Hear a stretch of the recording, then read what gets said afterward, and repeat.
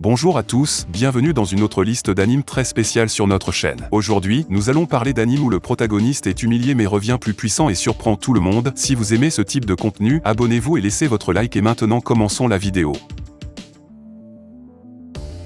S'il y a un mot pour décrire Reiji Ozora, ce serait équité. Il ne peut jamais trouver la motivation pour finir quoi que ce soit et perd tout intérêt en un clin d'œil. Tout change lorsque sa meilleure amie Meko lui présente le nouveau jeu Dragon Drive. Dans ce jeu de réalité virtuelle, chaque joueur se voit attribuer un dragon adapté à sa personnalité et à sa force. Reiji espère une grosse bête forte et effrayante, mais à la place, il est coincé avec Chibi, un dragon mignon et amical plus petit que lui. Quelle déception, sauf qu'il s'avère que Chibi est le dragon le plus rare de tous. Reiji découvre enfin quelque chose auquel il peut rester intéressé et travaille dur pour s'entraîner lui-même et son nouvel ami. Bientôt cette formation sera mise à profit pour sauver le monde, car il y a des gens qui ont de sombres aspirations pour Dragon Drive.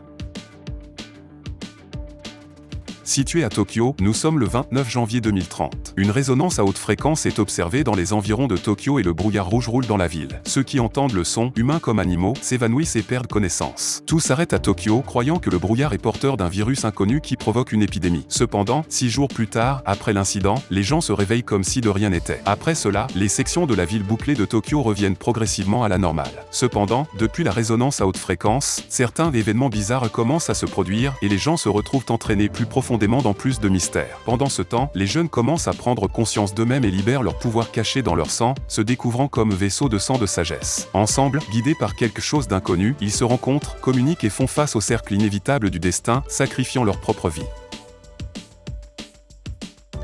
Bien qu'il ait été victime d'intimidation, de mépris et d'oppression toute sa vie, un enfermé de 34 ans a quand même trouvé la résolution de tenter quelque chose d'héroïque, seulement pour que cela se termine par un accident tragique. Mais dans un coup du sort, il se réveille dans un autre monde en tant que Rude Grera, recommençant sa vie en tant que bébé né de 2 parents aimants. Préservant ses souvenirs et ses connaissances de sa vie antérieure, Rude s'adapte rapidement à son nouvel environnement. Avec l'esprit d'un adulte, il commence à afficher un talent magique qui dépasse toutes les attentes, perfectionnant ses compétences avec l'aide d'un mage nommé Roxy Migurdia. Rude apprend le maniement de l'épée auprès de son père, Paul, et rencontre Sylphiette, une fille de son âge qui devient rapidement son amie la plus proche. Alors que la deuxième chance de Rude dans la vie commence, il essaie de tirer le meilleur parti de sa nouvelle opportunité tout en conquérant son passé traumatique. Et peut-être qu'un jour, il trouvera la seule chose qu'il ne pouvait pas trouver dans son ancien monde, l'amour. Malgré son titre noble, Noir-Stalgia est au bas de la hiérarchie sociale. Pour cette raison, ses compagnons nobles l'oppressent et le traitent comme des ordures. Cependant, il possède une capacité rare mais puissante à communiquer avec le grand sage, un oracle qui accorde à Noir la réponse à absolument tout. Après avoir échoué à trouver un emploi de bibliothécaire, Noir décide de rejoindre la Hero Academy. Il sait qu'il doit devenir plus fort pour entrer dans l'institution. Le grand sage lui conseille d'explorer un donjon caché au plus profond des montagnes. Là, Noir rencontre Olivia Servant, une belle jeune fille enchaînée piégée dans le labyrinthe. Olivia confère à Noir un ensemble de compétences ridiculement puissantes qui lui confèrent un contrôle pratiquement total sur la réalité. Naturellement, il y a un hic, chaque fois que Noir tente d'utiliser ses pouvoirs, ses points de vie diminuent, mettant sa vie en danger. Pour refaire le plein d'énergie, il doit céder au plaisir mondain comme embrasser son ami d'enfance. Avec ses nouveaux pouvoirs, Noir commence son voyage en tant qu'étudiant à la Hero Academy, rencontrant de nouvelles connaissances et les aidant à traverser les situations difficiles à venir. Dans le centre-ville de Californie, Joseph Carter Joyeux Jones, timide mais bienveillant, vit avec sa grand-mère et travaille dans un café. Bien que sa famille soit financièrement accablée et qu'il soit victime d'intimidation à l'école, il reste joyeux. Passionné de robotique, il veut plus que tout un robot jouet haut de gamme appelé Ebo. Un jour, Joy et son ami Simon Opsil Kaina tombent sur un Ebo détruit jeté par un groupe d'enfants riches. Il le ramène à la maison et le répare lui-même, le nommant avec enthousiasme Eroman. Cependant, une nuit, Eroman est frappé par la foudre et prend vie, augmentant plusieurs fois sa taille dans le processus. Cette même nuit, Center City est attaqué par des extraterrestres appelés Skrug dont l'attention a été attirée sur Terre après que la connaissance de Joy, le professeur Matthew Danton, ait tenté de les contacter. Avec Joy, Eroman se rend rapidement sur les lieux de l'attaque, où il trouve des personnes en difficulté, dont son amie Lina Davis et son père. À l'aide d'un contrôleur monté sur le bras, Joy est capable de commander à Eroman d'utiliser des super pouvoirs pour combattre les Skrug et sauver des civils. Alors que les extraterrestres poursuivent leur invasion de la Terre, le duo est le seul à séparer l'humanité et la destruction. Pour le jeune Os Vessaliu, héritier de la Vessaliu du chaos, le monde périlleux appelé l'abîme n'est rien de plus qu'un conte populaire utilisé pour effrayer les enfants qui se conduisent mal. Cependant, lorsque la cérémonie de passage à l'âge adulte d'Oz est interrompue par le méchant clan Baskerville qui a l'intention de le bannir dans les profondeurs des abysses, l'héritier Vessaliu se rend compte que sa vie paisible de luxe touche à sa fin. Maintenant, il doit affronter le monde des abysses et ses habitants, les monstrueuses chaînes, qui ne sont pas aussi fausses qu'il le croyait autrefois. Basé sur le manga fantastique surnaturel du même nom, Pandora Hearts raconte l'histoire du voyage d'Oz, 15 ans, pour découvrir le sens des événements étranges qui ont bouleversé sa vie. Assisté d'une mystérieuse chaîne nommée Alice, dont le surnom est le Bloodstained Black Rabbit, et des membres d'une organisation clandestine connue sous le nom de Pandora, Oz commence à réaliser que son existence peut avoir plus de sens qu'il n'aurait jamais pu l'imaginer.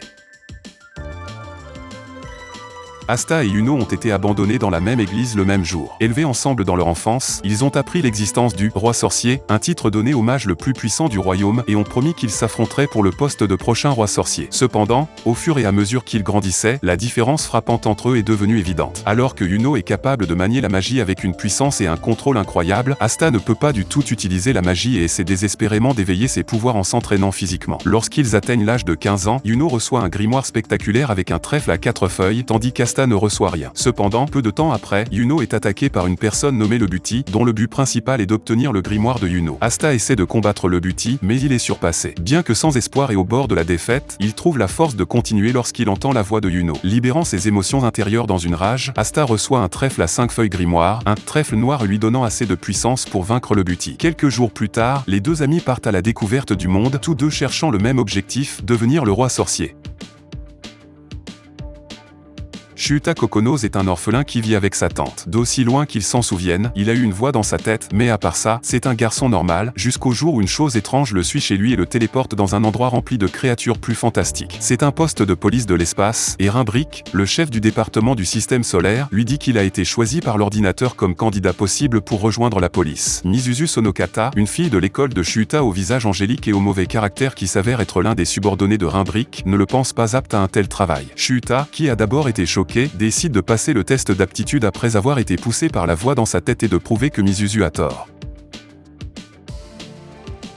Kazuma Yagami est un utilisateur de Fujutsu, la capacité de contrôler le vent. Il retourne dans son ancienne maison, la noble maison Kanaji, après avoir été banni il y a 4 ans pour son incapacité à contrôler le feu et sa défaite ultérieure dans un duel aux mains de son jeune cousin, Ayano Kanaji. Le retour après un exil aussi brutal donne déjà lieu à de nombreux conflits, mais pour ne rien arranger, plusieurs membres de la famille Kanaji ont récemment été assassinés avec Fujutsu. Cela conduit la famille Kanaji, y compris l'impétueux Ayano, à soupçonner Kazuma d'être le coupable. Maintenant, Kazuma doit non seulement effacer son nom, mais aussi aider la famille avec laquelle ils partagent une haine mutuelle afin de découvrir la véritable identité du tueur. Les 4 héros cardinaux sont un groupe d'hommes ordinaires du Japon moderne convoqués dans le royaume de Melromark pour en devenir les sauveurs. Melromark est un pays en proie aux vagues de catastrophes qui ont à plusieurs reprises ravagé la terre et apporté le désastre à ses citoyens pendant des siècles. Les 4 héros reçoivent respectivement une épée, une lance, un arc et un bouclier pour vaincre ces vagues. Naofumi Iwatani, un otaku, devient maudit avec le destin d'être le Shield Hero. Armé d'un maigre bouclier, Naofumi est rabaissé et ridiculisé par ses compagnons héros et les habitants du royaume en raison de ses faibles capacités offensives et de sa personnalité terne. Lorsque les héros reçoivent des ressources et des camarades avec lesquels s'entraîner, Naofumi part avec la seule personne disposée à s'entraîner à ses côtés, Malty Melromark. Cependant, il est bientôt trahi par elle et est faussement accusé de profiter d'elle. Naofumi devient alors fortement discriminé et détesté par les habitants de Melromark pour quelque chose qu'il n'a pas fait. Avec une tempête déchaînée de douleur et de méfiance dans son cœur, Naofumi commence son voyage pour se renforcer et renforcer sa réputation. Plus tard cependant, la difficulté d'être seul s'installe, alors Naofumi achète un esclave demi-humain sur le point de mourir nommé Raftalia pour l'accompagner dans ses voyages. Alors que les vagues approchent du royaume, Naofumi et Raftalia doivent se battre pour la survie du royaume et protéger les habitants de Melromark de leur avenir malheureux. Et c'était notre liste d'animes pour aujourd'hui. Si vous avez aimé la vidéo, n'oubliez pas de laisser votre like et également de vous abonner à notre chaîne pour toujours recevoir le meilleur contenu de vos animes préférés. Pour aujourd'hui, on va rester ici, jusqu'à la prochaine vidéo qui sortira très bientôt.